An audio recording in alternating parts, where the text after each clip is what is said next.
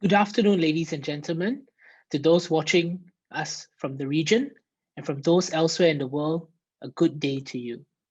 My name is Vignesh, and I'm from the HEAD Foundation. Today, we kick off our third Making HEADways series. Making HEADways was started by the HEAD Foundation in 2020 as our humble response to the impact of the COVID-19 pandemic on education across the world, but particularly in our backyard in Southeast Asia. The HEAD Foundation over the years had worked tirelessly with educators, school leaders, and university professors to improve education outcomes in Southeast Asia. When the pandemic struck and a lot of learning was disrupted, we realized that many of our colleagues across the region were struggling to cope with the new form of learning, whether that's digital, whether that's hybrid, or whether it might even be school suspended. So we came up with this series, Making Headway, an instructive three-part webinar series with an accompanying handbook. Our first series looked at educational leadership in a crisis. Our second, on building a positive school culture in the new normal. And today, we kick off our third webinar series, Bridging the Gaps in Remote Learning. During this series, we're going to be looking at how school leaders, university academics, and teachers have worked tirelessly to improve and allow teaching and learning to continue despite the disruptions brought on by the COVID-19 pandemic and the restrictions of movement that it entails. Today, we start the series with our session on working with your community. We are very fortunate today to hear the perspectives of a teacher, a school leader, and a university professor on how they have worked with their communities to continue educating our youth despite the restrictions that this COVID-19 pandemic has brought about. Ladies and gentlemen, it is my true pleasure and honor to introduce the moderator for this series, Series 3, Bridging the Gaps in Remote Learning.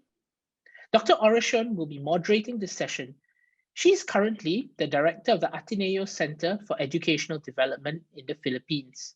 Dr. Oracion, the screen is yours. Thank you very much, Vignesh. Good afternoon, Sir Vignesh, and everyone at the HEAD Foundation, esteemed panelists and participants. I'm very happy to welcome you all to this three-part webinar series on the theme, Bridging the Gaps in Remote Learning. When the pandemic caused by the tiny virus called COVID-19 was already clearly a worldwide reality, we were all stunned. In education, we struggled, but persevered to shift face-to-face teaching and learning practices to remote processes. That was not easy, but we worked hard as we could because we knew we had to for the good of the children entrusted to our care.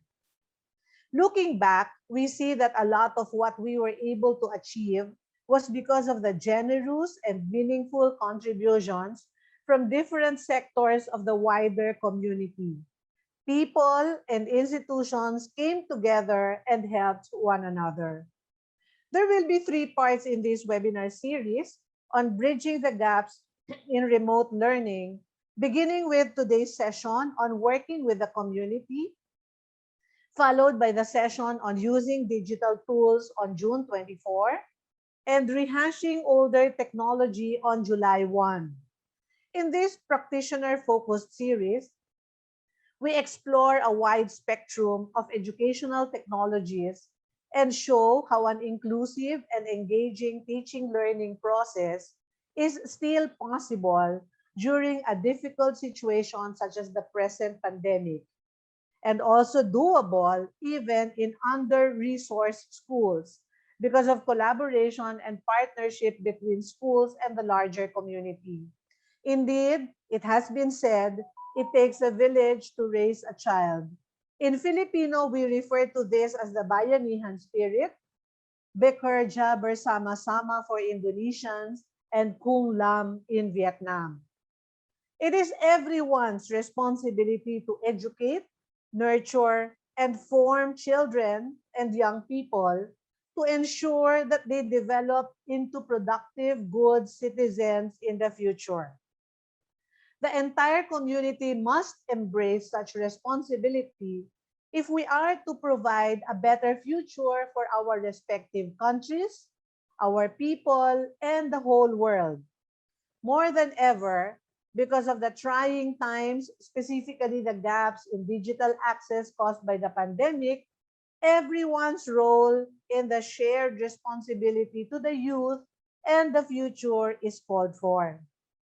In this afternoon's session, we have three panelists who will share their experiences with us. Two of them, Mr. Eddie Alarte and Mr. Oscar Justino Carascalao, will share with us how their schools engaged their respective communities to make sure that teaching and learning continued even as the pandemic altered every aspect of our lives in unprecedented ways. On the other hand, Dr. Nguyen Trang will share with us how a university responded to the adjustments schools needed to make in order to continue to teach the lessons effectively, specifically STEM lessons in the unusual situation. Mr. Eddie Alarte is currently Principal 4 of Polo National High School, a secondary school in the Philippines. He is also the President of the Principals Association in the Department of Education where the school belongs, which is Valenzuela City. As a school head for 10 years now, his pursuit for good leadership has always been a priority. He steadfastly believes that passion, commitment, and hard work are the main ingredients that characterize a good leader. Mr. Oscar Justino Carascalao is a teacher who values integrity, service, and excellence. He has had experience with several international teaching programs in Australia and Malaysia. Currently, he teaches English at SMA Pradita Dirgantara, a world-class boarding high school in Indonesia. The school incorporates project-based service, which allows the school to strengthen relationships with a wider community and stakeholders. Dr. Nguyen Trang is director of the STEM Education Center of Ho Chi Minh City University of Education, where she is in charge of designing and conducting teacher training courses in STEM education. She received her doctorate degree in material chemistry from the University of Birmingham and is currently also a lecturer at the Department of Chemistry, Ho Chi Minh City University of Education. I know that you are all very excited to hear from our panelists, but let us first have a simple poll to break the ice. Here's our question for the poll.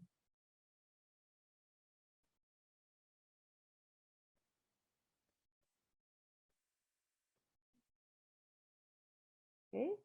So see this question related to our topic, working with the community. What support did your school need as it shifted to remote teaching and learning? First choice, getting devices such as laptops or mobile phones. Second choice, securing internet connection. Third choice, printing instructional materials. And fourth choice, training parents or guardians to support students at home. Let me give you a few seconds to respond to this question. This afternoon, Mr. Oscar Justino Carascalao from Indonesia will start the ball rolling by sharing with us his school's experiences with communities to support students during the pandemic. Without any further delay, let us welcome Oscar from Indonesia. Thank you very much, Dr. Carmela, for the time. So good afternoon, ladies and gentlemen. So as mentioned before, my name is Oscar Justino Carascalao, and I'm from Indonesia. So today I would like to share the things related to how the school cooperates with the other institutions or partnerships to share the responsibility of education. So we would like to share the thing that we did and the possible things that we can do in the future that we need to improve. So let me share my screen. So today I'm going to share working with communities to support students learning in the pandemic era. And I'm pretty sure that the problem happens not only in Indonesia, but sometimes maybe in some countries in the world. So we need to support how our students can learn in the digital environment, so that to make sure that they can learn effectively and they can achieve what they should achieve from the curriculum. First, the key issue, I would like to introduce our school. Our school is located in Boyolali, Regency, Indonesia, Central Java, and it is a boarding high school. And we can share that the students are from 26 different provinces. You know that Indonesia consists of 34 different provinces, and we have 26 different provinces in our school. And during the pandemic situations, we send the students to study from home. And then the second issue is the students who are from the eastern part of Indonesia, such as Papua, Papua Barat, Maluku, and another part in eastern Indonesia, maybe they don't have access to computer and a good internet connections because of the infrastructure. Because the digital infrastructure in eastern part of Indonesia is developing now, but not all the places there get a good connections with the internet. So you can see this. This is the pictures of the village in Papua. So we can see the transportation access. We can see the village conditions there. And this is the implementations plan that we did and we will do to improve our program to support the teaching and learning process during the pandemic era. The first thing we divide our students into two categories. The first, students with access, and the second is students without access. So the problem is the students without access, how we support their needs so they can learn effectively, they can join the teaching and learning process via Zoom or Google Meet and other applications that support them to study. The first thing, we analyzed that at least there are two things that we need to solve. The first is the computers. So the things related to computers that our school did, the first, school tried to connect with other schools there and Air Force bases. In this step, the things that we do, our school management do, we ask the nearest schools or Air Force base or other institutions to help the students access their computers in their office. Because we believe that a good schools or Air Force base or other local government institutions, they are equipped with a good computers, device, and internet connections. And then the things we did to help our students access the digital learning or materials, the school sent a proposal to the government banks or other donors to help provide laptops for all students. So that's the first thing related to the computers. And the second things that we did is about how to solve the internet access for our students. The first, we try to connect with the schools and government offices. Why? Because sometimes the schools and government offices, they are equipped with good connections for the internet because maybe they will need to do collaborations with the national government or something. They will have a virtual meeting to solve any issues or national problems. So we believe that they have a good connections. So the school asks help for schools and local government offices with internet connections to be the place where the students study. And the thing that we can do for the future we try to have a good connections with parent association. So if the students have, what's that?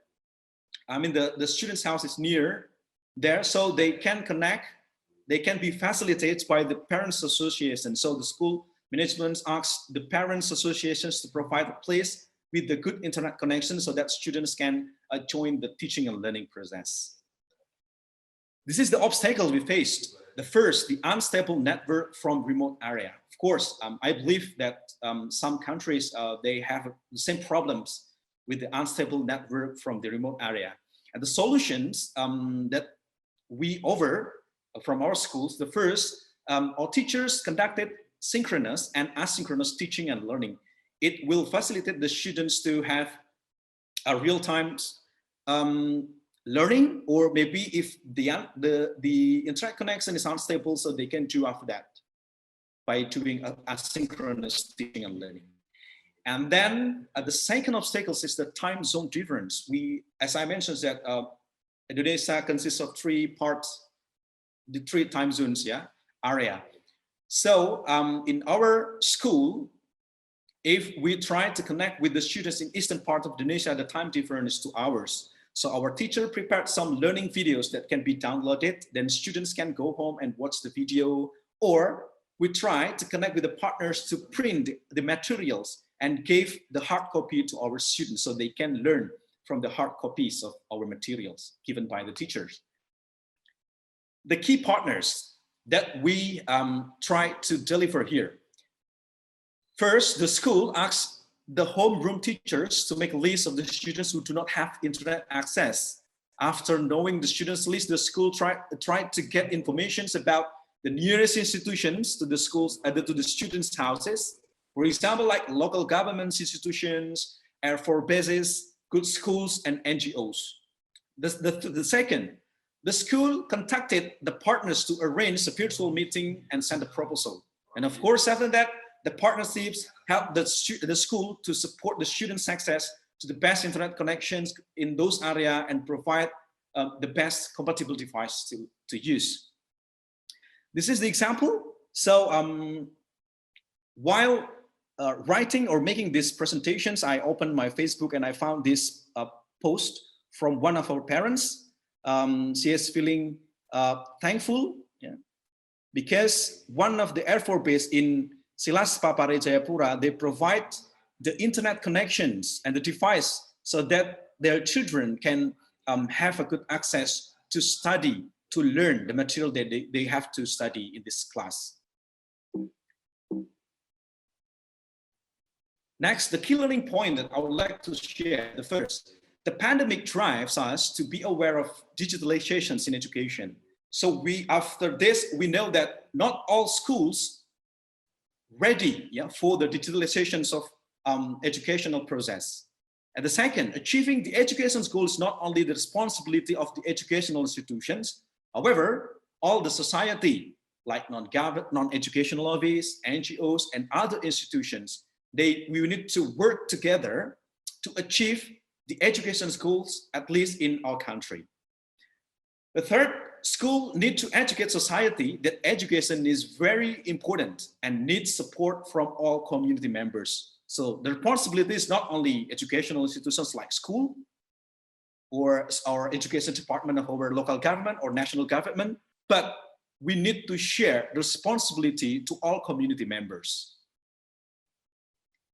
The lesson learned that I'd like to share, the first, it is good to have an assessment and knowledge of the situations. After knowing the pandemic era, we know the school needs, we know the students' needs, and we face the problem. So we need to access, and then we need to have a knowledge of the situations.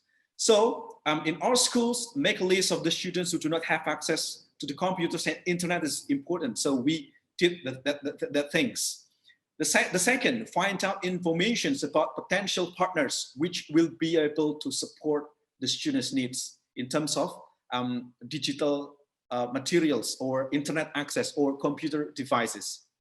And the third, approach the potential institutions by arranging a virtual meeting, of course, sending them our proposals, following up the proposal, arranging a virtual meetings, achieving the agreement. So that what we expect, and make sure the things that we need to do, we need to have a very good school branding on the internet or social media that we can use, so that our partners will see the situations, our partner will see the urgency of the devices or another connections that we need to support our students and in their remote area learning. So I think that's all my presentations. Thank you very much. And I'll give the screen to Dr. Carmela. Thank you, Dr. Carmela. Thank you very much, Oscar, for illustrating through your story that even very difficult situations are not insurmountable if key stakeholders in the education of children come together.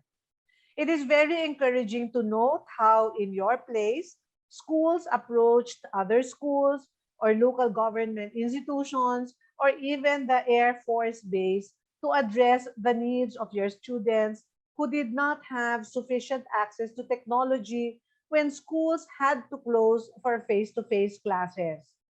It is important to note your advice that a good assessment of the situation and knowledge of the groups who can provide assistance is very helpful. Thank you again, Oscar. I would like to encourage our participants to actively participate in our session. Please use the Q&A feature for questions that you may have or even comments. At this point, we shall now proceed to the presentation of Sir Eddie Alarte, which touches on how the pandemic presented mental health and wellness issues in addition to academic challenges. He will share with us what they did when they were confronted with these issues. Sir Eddie, we are excited to learn from you. To the people behind the HEAD Foundation, Dr. Carmela C, Oracion, the Director of Ateneo Centre for Educational Development, fellow panelists, webinar participant, a pleasant afternoon. Project PASSION, which stands for Parents and Stakeholders Strategic Intervention, Building a Better Nation, help strengthen the bond between school and community to facilitate better implementation of the activities and programs of the school, to build a strong connection and networking that will focus on the common goals. That is communication, partnership, and services. But why passion? As the term implies, passion refers to that strong feeling of enthusiasm about doing something, and that is basically the foundation of all these efforts. The passion to be of service to the students, the internal and external stakeholders.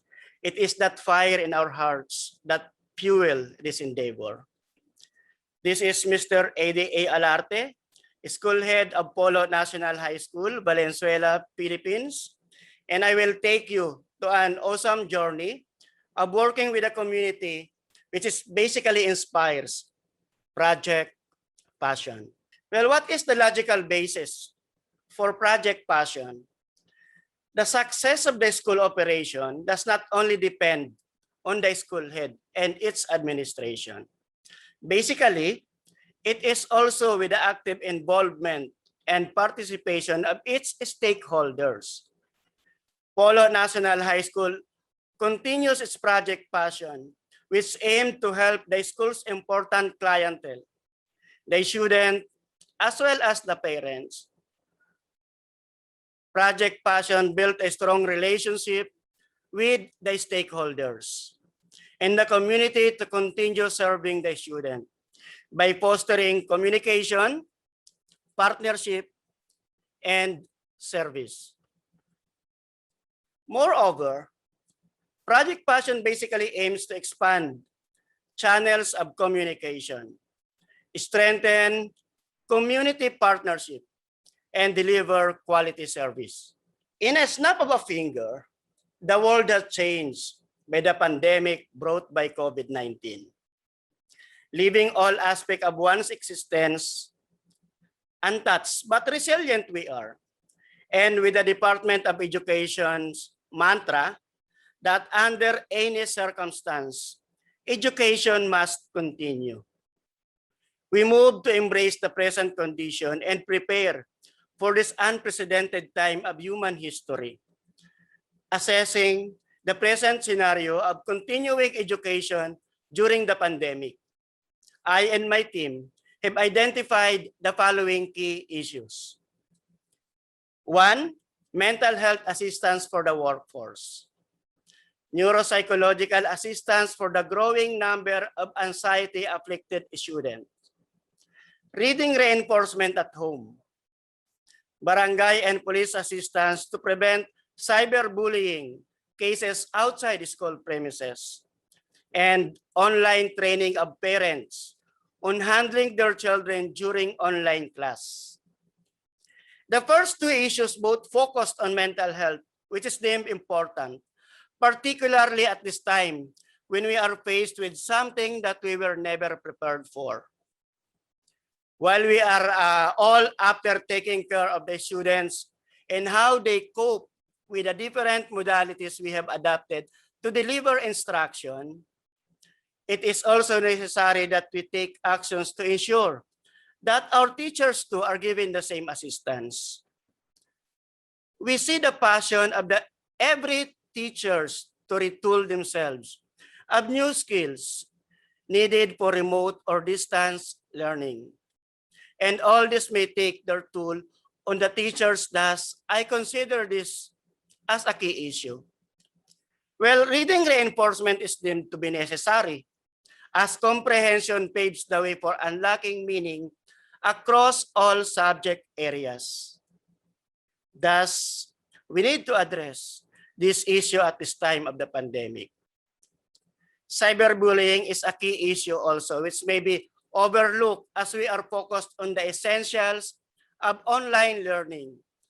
But with the students' longer screen time, there are students who experience this. Hence, we see the importance of addressing cyberbullying.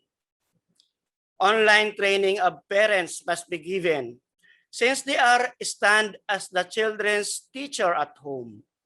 They should be educated on how to properly handle the concerns of their child during the online classes and answering the modules. With all the issues carefully considered, our plan focused on one thing, and that is to closely coordinate with the different stakeholders. The school continued its practice of strengthening the partnership and linkages with different stakeholders because we believe that a strong link will create a positive environment, not only for the school, but also for the students. Key people were assigned to communicate with stakeholders to better facilitate the coordination and implementation of Project Passion. Project implementation was smoothly done through the efforts extended by the department heads who helped in planning how the project will transpire.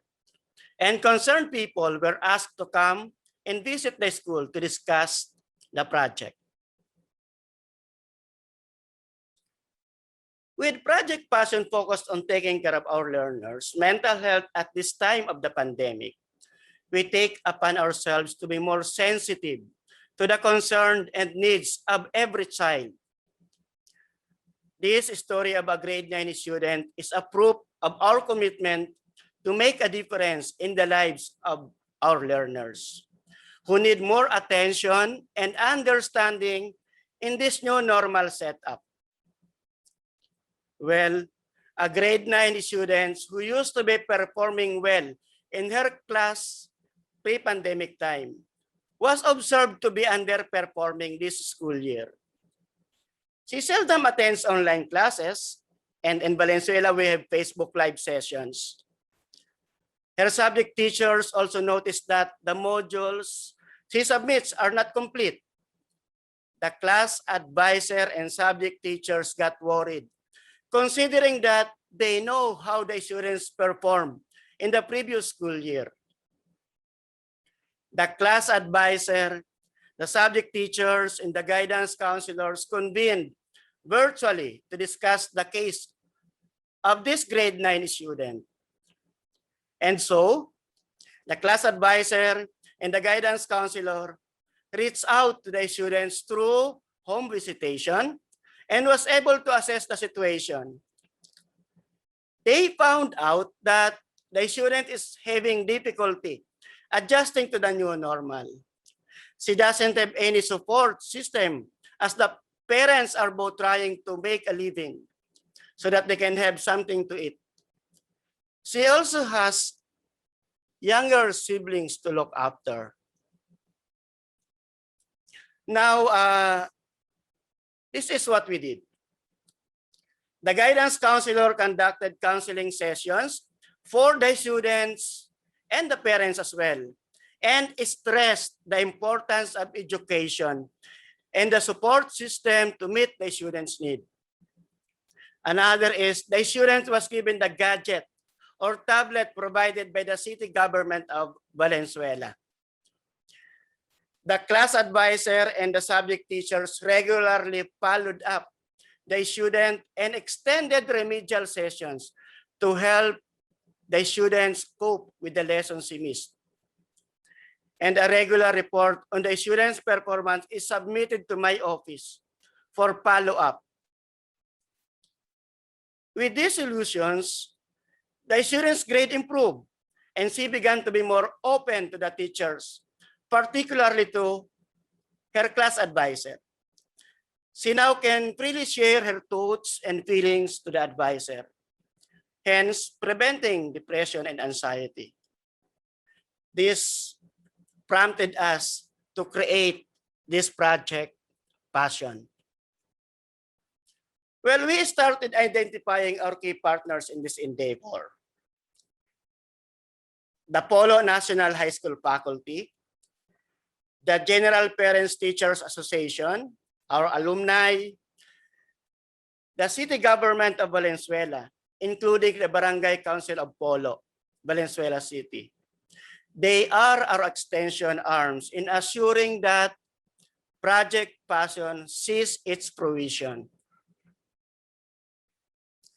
In the implementation of this project, the school continued its practice on strengthening the partnership and linkages with the different stakeholders of the school, because we believe that a strong link will create a positive environment, not only for the school, but also for the students.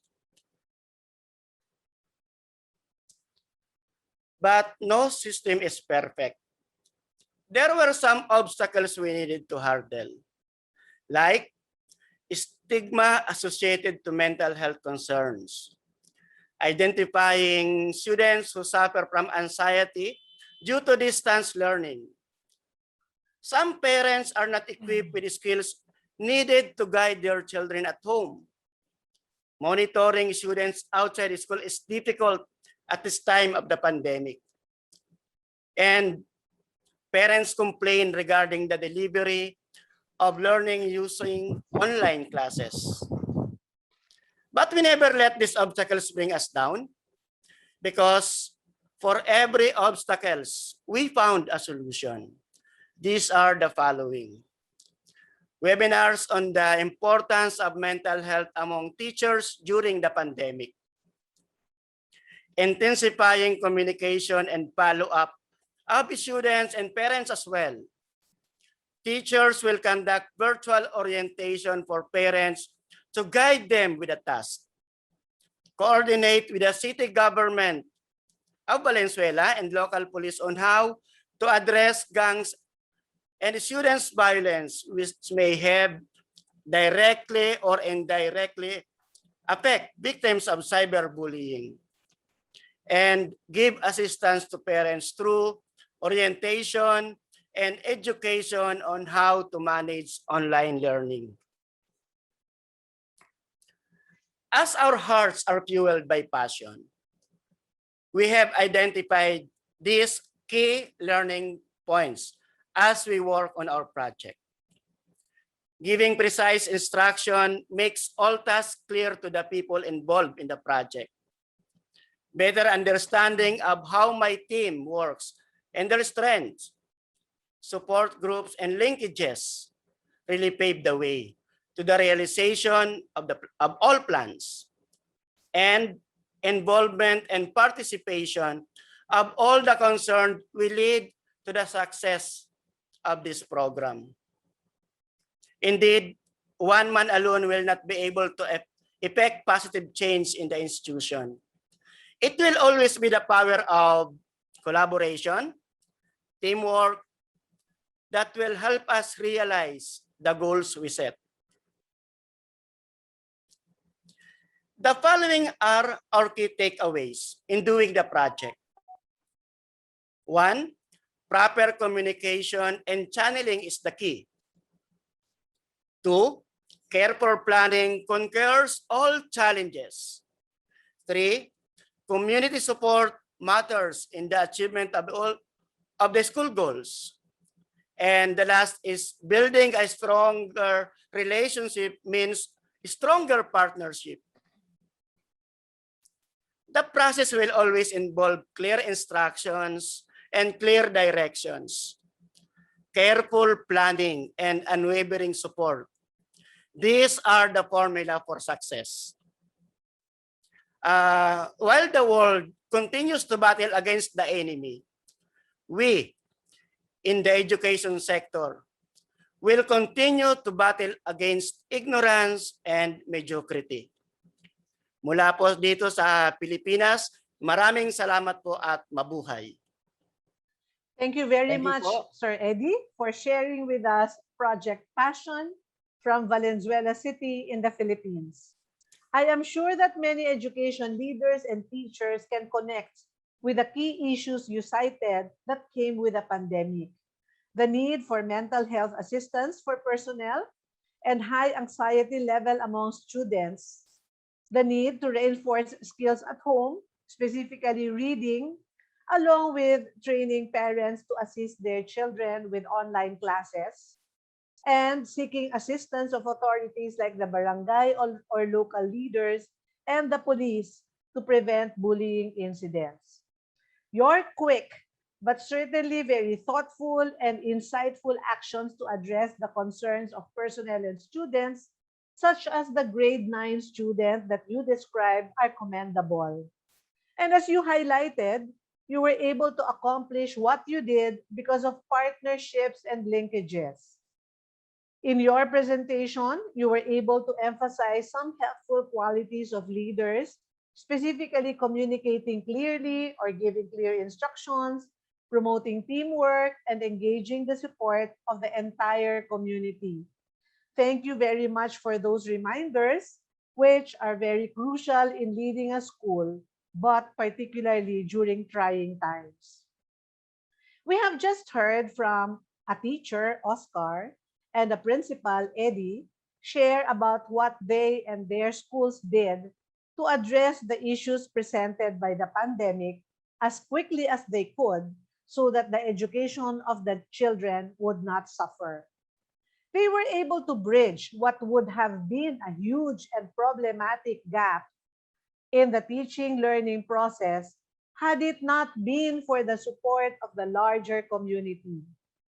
Other schools, local government units and institutions, parents and parents associations, and even the Air Force Base came forward to help. At this point, we shall hear from Trang, who belongs to a university in Vietnam. Let us see how a university was able to assist elementary and secondary schools at a time when help was most needed to continue teaching effectively. Please join me in welcoming Trang. Good afternoon, everyone. It's my pleasure to have a chance to talk this afternoon about remote STEM activities helping school during the pandemic. So as Dr. Carmela just introduced me, I'm working at the Ho Chi Minh City University of Education in Ho Chi Minh City. And I'm working as the lecturer at the Department of Chemistry, but I'm also in charge of a director of STEM Education Center in the university. So the purpose of our center is to design and conduct training course, STEM training activity and courses for teachers in Ho Chi Minh City and other provinces in Vietnam. Also, we organize activity for students in our university or go to their school to organize the activity for students. So I believe many of you know about the kind of learning in the figure. So after 2 weeks, we tend to remember just 10% of what we read, 20% of what we hear, 30% of what we see, 50% of what we see and hear, 70% of what we say, but we can't remember up to 90% of what we say and do. That's why STEM education is getting more and more popular around the world, including Vietnam. But when you talk about STEM, you always think about hands-on activity, like in the pictures you can see students gather together to do a STEM challenge, to design the houses for people to be shaped in blood. Especially in Vietnam, we've got at every year. But now in the pandemic with COVID-19, how can we shift the hands-on activity offline to the online activity effectively? We try to design some like plan, and here are the key goals our center made. Firstly, we try to guide remote hands-on activity efficiently, and we always think about all students. So not let any student with low resources left behind. Usually when you talk about remote learning or teaching, you think about computer, smartphones, and other technology. So with the students who are in poor condition, it's not easy. So how we want to cover all students, not like just a student with well equipped, and try to meet the demand of parents for STEM activity at home, because when their children stay at home, they tend to play with the electronic devices and watch TV, and the parents are not happy with that. They want to have something to guide their children to do physical activity like STEM, but not many of them could do that themselves. So they need more guidance, more things from some center or some company to help them with this. And usually we deliver STEM training courses offline face-to-face to teachers, but now we have to design the courses online or hybrid, so that the teacher can be trained even they are at the countryside or the mountains. So to do that, we try to firstly collect the online resources which are free already online, and also we made our own online resources for students and teachers. We prepare the ready-to-use and affordable STEM kits to send home, so that the student with low income can buy the kit to do activity, and try to shift the courses for teachers to the remote or hybrid training courses. And here are some STEM packs to send home of our center. You may see many of them are very simple with the material you can find around your house, or the supplies at school of a student, or some recycled materials. And so with the pack to send home, you may receive firstly the material with the name and like the real material, and the procedure in case students can't do it themselves. So firstly, we let the student try to do that themselves, but sometimes when they can't make it, the parents with the guidance or the teacher, if they do that remotely, can guide the student to do that. And not just doing the experiment or the hands-on activity. The important thing we include is the science behind it.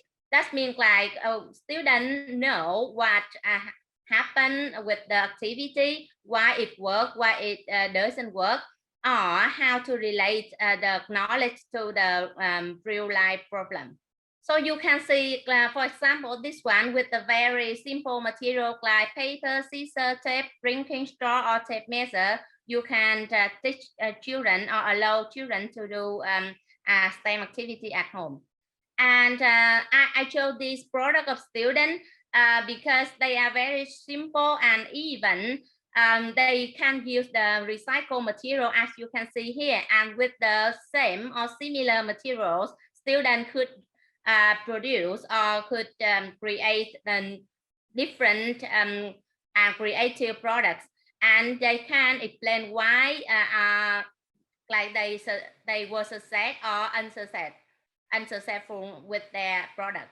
When we are doing our work, we face a lot of obstacles because firstly, it's the time we are ourselves shifting ourselves from training and conducting activity offline face to face to the online or remotely. So the first difficulty we've got is not all children have the computer or smartphones, and they can't afford to buy the material. So we try to design the wide range of ready-to-use kits and give the very clear guidance to use recycled material and guide the student to share in group is possible.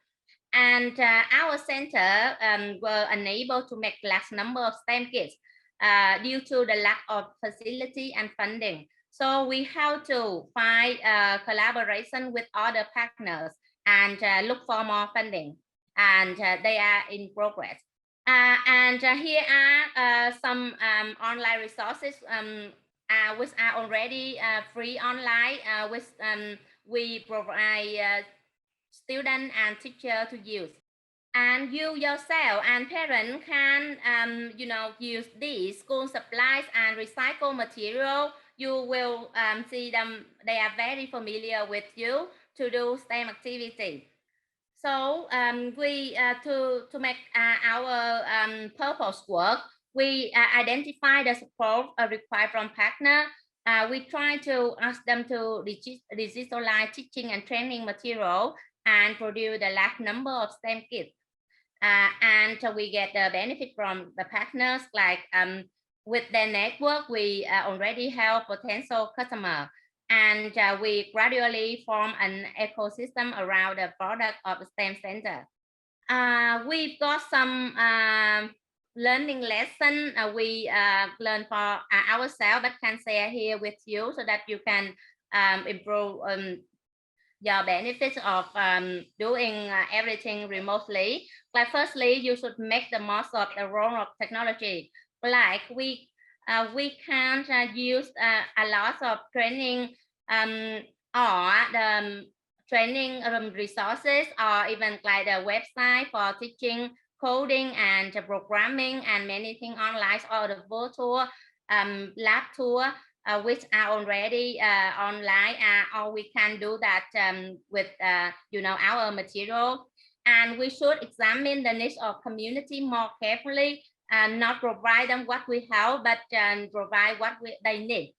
And get support from partner outside education zone, because firstly, we just try to work with, collaborate with education partner only.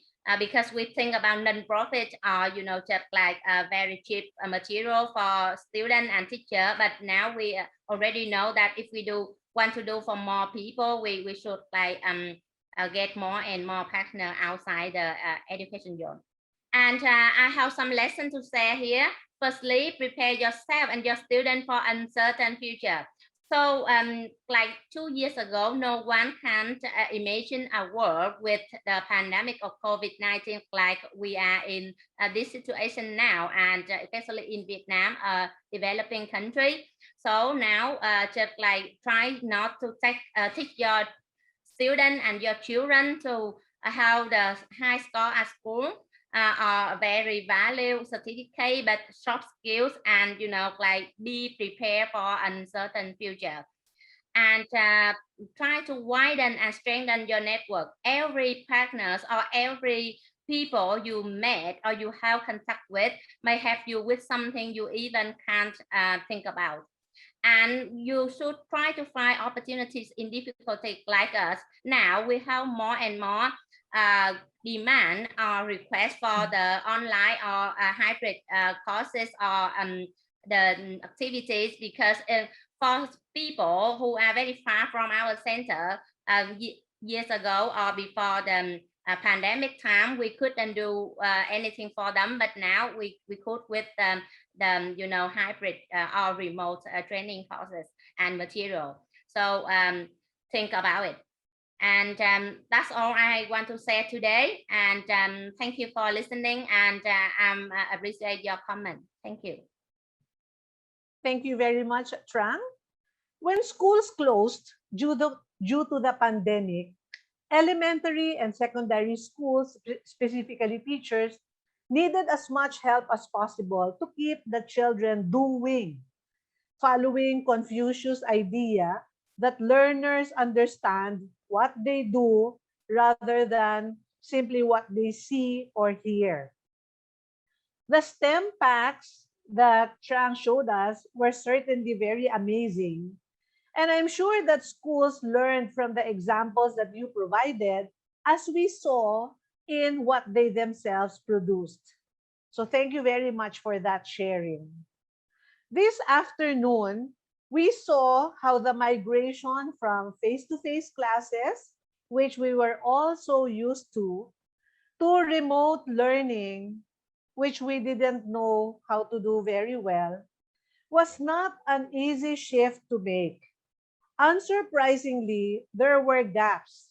And for schools that were under-resourced, where most students come from rather disadvantaged backgrounds, the gaps were quite big. Things could have been very problematic, even disastrous in some cases, if not for the coming together of the different stakeholders in education. Indeed, as the African proverb goes, it takes a village to raise a child. Thank you very, very much, Oscar, Eddie, and Trang. We learned a lot from your experiences and insights. And I think we were able to engage our participants.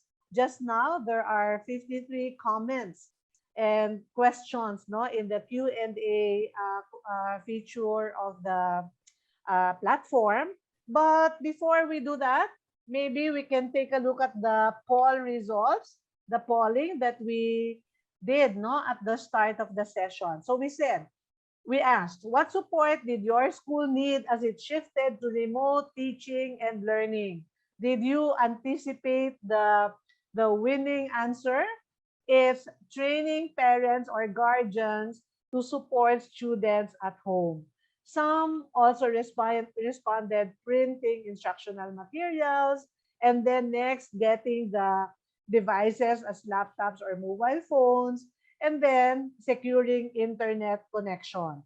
But a number of us, quite a significant number, said that it was a challenge to train the parents or guardians who were supposed to accompany the children in their studies to support the students at home. Okay, so thank you very much for those results. I'm sure that in itself is food for thought. Okay, now let's take a look at the questions that you have raised. Some of our participants have asked for the PowerPoint slides and the recording, and we know that the recording will be made available by the Head Foundation in the website. There's a couple of questions here for Oscar. Our participants would like to know how you involve the teachers or whether they're involved in the implementation or the planning of the strategies in school and how the students responded to those implementation plans. Oscar, can you let us know? Thank you very much, Dr. Carmela. And thank you for the questions. Yeah. First, how we formulate this plan. Actually, our school management and our foundations are supportive and give support to all the teachers to try to formulate a good plan, especially to facilitate our students in the learning situations in the pandemic era.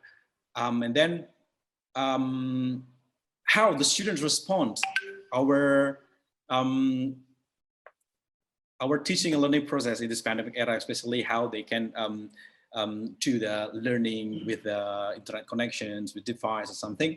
First, when we know in this pandemic, when the pandemic happened and then the government had the regulations to send all the students home. And of course, the first they celebrate that. No teaching, learning. But as time goes by, they start to think about their future. And then now they are aware about how to use or how to maximize the digital resources that they have for their future, for preparing their future. So all the teachers try to formulate all the things that they need according to the assessment and the situations that happen now. And then we try to talk to the students and parents, of course, to make sure that this is very important. And then right now, so all the students, they are aware about the digitalizations, of course, how they learn from the digital resources and a positive response we get from the students now. Thank you, Dr. Carmela. Thank you very much, Oscar. No? And let's proceed to a few questions related to the presentation of Eddie. No? Our audience would like to know how you conducted reading and reinforcement at home, what sort of parents you provide, what sort of training you provided the parents, no? As the children went on online education at home. Can you enlighten us, Sir Eddie? Well, ma'am, good afternoon po uli. Our city government has already implemented a project called Nanay Teacher Parenting Camp or a Mother Teacher Parenting Camp, which aims to train parents on how to they can teach their children. Reading remediations were provided by this Nanay Teacher Parenting Camp through online. It is an enhancement of the Nanay Teacher Parenting Camp through virtual since we are in the pandemic time. And also we have the video lessons were provided in our virtual school. We have a virtual school at Polo National High School. Yes, ma'am. All right. Thank you very much, Sir Eddie. And while we're with you, could you share with us a particular mental wellness intervention that you implemented? You mentioned about, teachers asking the students how they wear, etc., etc. No, but is there any particular wellness program that you put in place? Yes, ma'am. Actually, we provided webinars and in-service trainings with the expertise in the said field. Informal consultations with the guidance counselor, as well as the religious sector regarding the self-care, check-up on the well-being of the students. We also included that in our learning action cell. All right. Thank you very much, Sir Eddie. No? Thank and you, there's a question here about related to finances and the cost of all these interventions. And maybe we can throw that question to you, Trang. The one who raised the question is interested to find out how costly or how financially achievable some of the interventions during the pandemic were. How about all these STEM kits that you produced? Can you kindly let us know what the cost of this might have been as compared to pre-pandemic times or materials? Trang? Yeah, thank you for the question. Actually, we have many different kind of STEM activities and a kind of many levels of STEM activities as well. So we can do a lot of STEM activities with the price under $1, $1 with the recycled material and or reused material or with school supply of our children, which you can find easily in their school bag. And also if you can gather them in a group, you even can share them the fee, so it's it can be affordable for nearly everyone. But if you have more funding, or you can afford to more modern technology equipment, it can be more expensive, but you can learn from the very traditional technology to more modern technology, and how it helps to improve our society and our like material and everything in our real life. Like your mobile phone, for the very first time you just got like very traditional one to call and to receive the text, and then you have the phone with the the calling, a video calling, and then you have internet with it. You have 3G, 4G, and now you have 5G of mobile phone, of the smartphone. So it's up to your your condition to buy the material and like the courses. But we are trying to make sure that at least students can do some common, some basic experiment or hands-on activity to improve their STEM literacy. Thank you. All right, thank you very much, Trang. And I think what you just shared also responds to one other question here. There's a question about how STEM education can be done virtually. And I think you have shared a few insights about that. Okay. There's a question here that is directed to Trang, but I think we can invite our panelists to respond to this. They want to know what your advice is for preparing our students for the future. I mean, the situation is so different now from the way it was pre-pandemic. We have made the necessary adjustments. You have seen the challenges come to the fore, and you have tried to address this. But if you were to give an advice to our school leaders and teachers present in this webinar, what advice are you going to make? Can we begin with you, Trang? Yes. So firstly, even myself, in a very special situation of our life now around the world, I myself and our colleges, and I believe many of you will have to redefine the like the meaning of the success. Usually we think about the high score of our children, or go to a very top school with the like very famous certificates.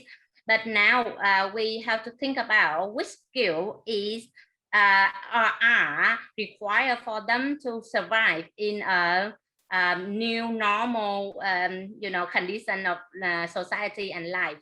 So firstly, they have to do more critical thinking, and I believe that even some physical activities or hands-on activity which they never have to do, because the family and the school try to protect them, try to prepare everything for them. Now they have to think in the situation students can't do that. So how can, without the help, the support of parents and teachers, they still can solve the problem themselves. So I believe that the society, including parents and school and teachers, have to have another definition of success. And from that one or lower your standard, and based on that you will think, okay, if your children get a low mark, it's still okay. But if they don't think seriously about how to survive in a very difficult situation now, it may be dangerous for their life later. So in my view, in my opinion, that's what I want to share with you. Thank you. Okay, so thank you very much, Trang. And Trang is assuring us that, you know, even what used to be physical and hands-on activities, activities that promoted critical thinking should be possible even with the current teaching and learning processes, right, Trang? Okay. All right. And how about you, Sir Eddie? What's your take on that particular question? Ma'am, I think first is to build a strong relationship with teachers, parents, community partners, and of course the local government. Above all, our burning desire to make educations continue amidst a pandemic. And I think the division of Valenzuela, or the SDO, has a quality assurance on some of the project that we have. And they always reminded us to make sure that communication to teachers, parents, collaboration, and commitment and passion to work is on hand. Thank you, ma'am. All right. Thank you very much, Sir Eddie. So, Sir Eddie is, in other words, telling us that quality assurance is a very important factor, no, for bringing all of us, our schools, our teachers, our students, and parents into the future. And he is also saying that quality assurance at this point may have to and should involve, no, a strong relationship between the people in school, the members of the school community, and our different school, stakeholders in the larger community. So thank you, Sir Eddie. And how about you, Oscar? Okay, thank you. Decisions I'd like to share. At least I believe that we need to have two skills that we need to possess. The first is adaptive, and the second is collaborative skills. So the two skills that I mentioned before will drive our students, will ask, for example, to be adaptive in this kind of situation that happens, the current situations, the future situations. We need to be adaptive, and collaborative is very important to support the goals, to support us achieving the goals and setting the objectives of our institutions or the future of the students. They need to do a collaborations with partnership, the partners, potential partners that they need to make or connected with. So the things that I would like to wrap up, the first is adaptive skills, and collaborative skills will help us to the future. Thank you very much, Dr. Carmela. All right. Thank you very much, Oscar. So adaptive skills and collaborative skills, and collaboration is required to make this possible. No? And I think what you mentioned, adaptability, is also echoed by the final comment on the chat box from Mr. Joel Pineda, or was it an earlier comment? No, that adaptability is very important. Okay. How about modules? You know, we have been talking about technology and all gadgets, etc., etc. Because of the presentation of Sir Eddie, there are a few questions here about modules. So, Sir Eddie, how did you do the modules? What did you do to prepare them? And how effective were these modules? Well, ma'am, the Schools Division Office of Valenzuela has a quality assurance division which checks and reminds every module writers to undergo some protocols, some seminars. We have the validators. Our top video lessons are reviewed before being aired in our Facebook Live sessions. All right. Thank you very much, Sir Eddie. There are also a few questions on the Q&A feature, no, of our platform regarding the mental wellness of our teachers and students. Sir Eddie shared, no, this particular obstacle, and I wanted to ask Sir Oscar, did you also observe these mental wellness issues among the teachers and students in your school? And did you address these as well, or was there no need to address the mental issues, Sir Oscar? Yes, of course. That's the important thing during this pandemic era, because this is a hard situation for all of us. So the things that we do, our schools try to maximize the roles of our counselor.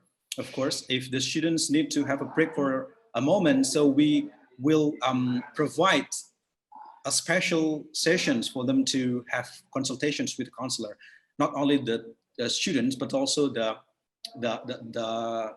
parents as well, because these situations force the parents to do their best to assist their students in the teaching and learning process. And I think it is stressful. All of them, maybe most of them said that this is stressful. So the responsibility to make sure that the teaching and learning happens and the students learn something is not easy. So they talk about that. And consultations with the counselor is very important. So we provide that kind of sessions. And of course, for the teachers, we share together. We have teacher forums in our schools every week. We share the book we read. We share the situation that happened in our school, the issue that happens, and how to solve the problem together in teacher forum once a week and on every Wednesday after school. All so right. that's what we did. Thank you. Okay, thank you very much, Oscar. So feelings of anxiety were really felt in different places. I mean, not just in some, but maybe across the globe. And we thank you for sharing with us the interventions for addressing this among our teachers and students. One final question for our three panelists. Can you give us your advice? How would you encourage teachers and students who refused to learn more technology than what they could before the pandemic? We know that we really shifted from face-to-face classes to more intense applications of technology in remote teaching and learning. But one of our participants here say that there were teachers who really refused to learn how to do technology or to engage in more technology. Any advice from you? Can we begin with you, Sir Oscar? Any parting words from you? Yeah, of course, maybe that happened as well in our situations right now in Indonesia. But the things that the government do, the government tried to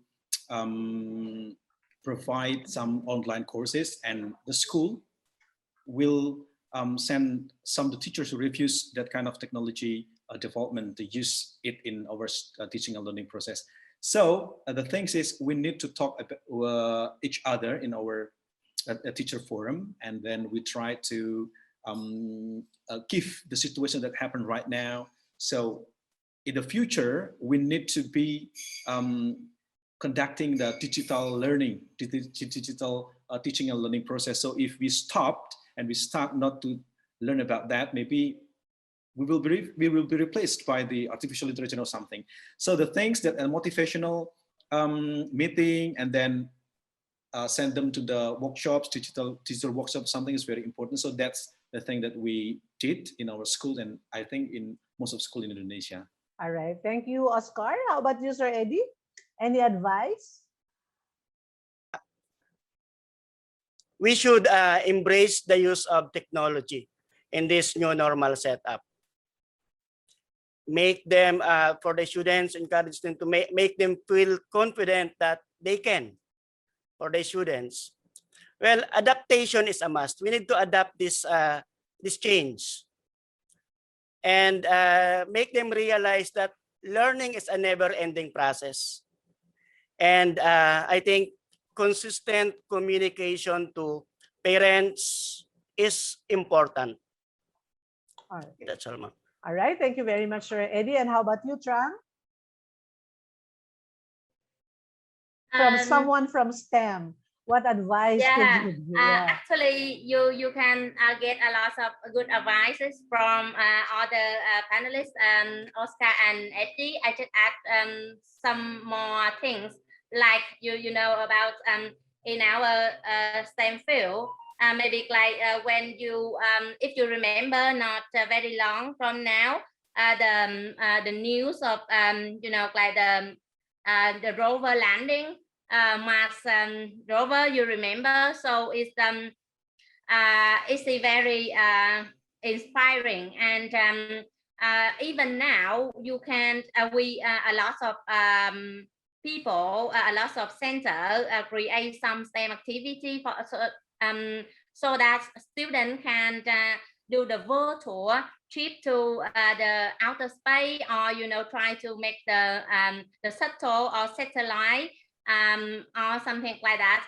So like based on the very significant news, very inspiring, very famous like scientists and people in the field, that they can be like the idol or the heroes in the children's eyes, and can look at what they are doing, and sometimes they can like spread the passion of doing STEM things and science things, technology things to children. So children are willing to know more about how to apply technology, or how technology have been used for very successful things to change the world, and they want to be a part of that.